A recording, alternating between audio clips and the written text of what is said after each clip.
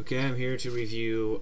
Now when I got Crisis on Two Earths, they're putting out these short films, these little short movies, these DC showcase movies. They're going to be anywhere from minimum of 10 minutes, maybe even longer in the future.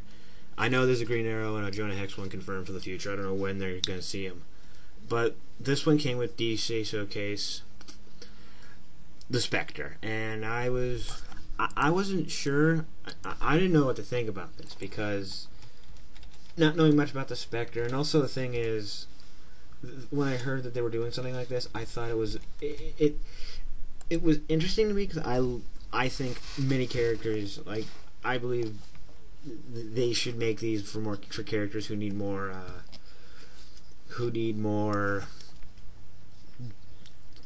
more of a spotlight out there. Characters like Green Arrow and the Question, and I guess this is something we'll get. And the first one that came out was the Spectre, and I thought, that's pretty odd character. I don't know much about the Spectre. I know he's insane. Well, not insane, but he's very dark and mysterious. And the story starts out with, and it starts out kind of like an old 80s cop show where it's like based in Los Angeles, where you see a nice kind of sunlit view of the town, and you see this you see this big fat guy who looks like a big Hollywood type about to jump off his diving board into a pool, which is rigged with a bomb, and he dies. That brings in Jim Corrigan, who is the Spectre. He's played by Gary Cole. Gary Cole does a good. He's really good with the voice. He definitely gets the character of like, oh yeah, I'm a detective, down. And you find out. Now the thing is, they list you a lot of possible suspects, and the man who died was a famous movie director. Apparently, he has a history of kind of getting of scorn with his past, with people who've worked for him in the past, long-time collaborators. I mean, it makes a lot of different possible people who could be his murderer. There's and the Spectre is the spirit of justice, so he must justify the violence. How does he do that? By scaring the living shit out of people and killing them in the end. The first thing he does is he finds a special effects guy, and the way he dies is he makes all the cool kind of like monsters and props come to life and kill him. And another person dies, and it's scary. It's nothing too big. He makes him crash. He makes his car crash in a weird way. Then you find out who it is, and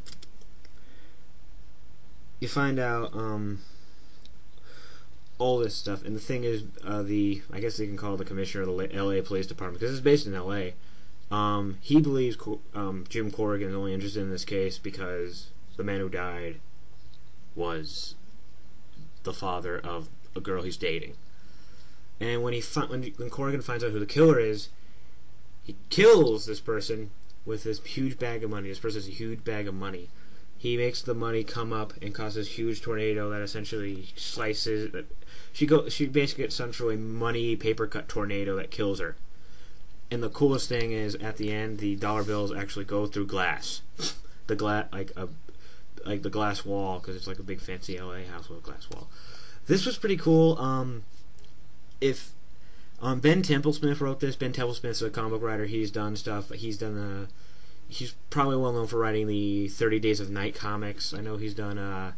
He wrote Simon Dark and a Creeper miniseries for DC. He did a Batman mini called Gotham After Midnight, and I read most of that. It was pretty cool and scary.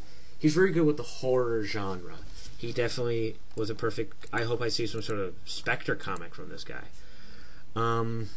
Voice acting was just I think they got I think they had Gary Cole do Corrigan do Spectre, and his girlfriend was played by, I think, Alyssa Milano.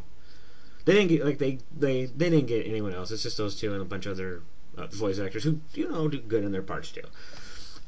So I have to give this I gotta give this an 8.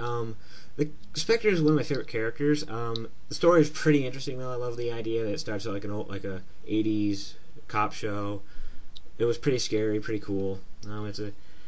This is probably. I think this is actually worth buying the 2-disc or the Blu-ray for this. Wait, does this come with this? I think this is. I don't know, but this is definitely worth it if you get it on DVD.